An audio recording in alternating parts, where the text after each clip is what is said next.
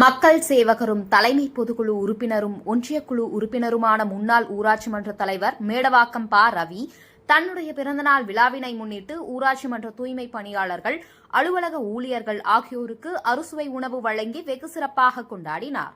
இப்பிறந்தநாள் விழாவில் கட்சி நிர்வாகிகள் பெருந்திரளாக கலந்து கொண்டு அவருக்கு சால்வையால் உயரமாலை அணிவித்து, பொன்னாடை அணிவித்து கேக் வெட்டி வாழ்த்துக்களை தெரிவித்தனர். மேலும் இந்த பிறந்தநாள் விழாவை அவருடைய மனைவியும் மேடவாக்கம் ஊராட்சி மன்ற தலைவருமான சிவபூஷணம் ரவி மற்றும் ஒன்றிய இளைஞரணி துணை அமைப்பாளரும் அவருடைய மகனுமான RS லோகேஸ்வரா மற்றும் குடும்பத்தினர் கலந்து கொண்டு சிறப்பித்தனர்.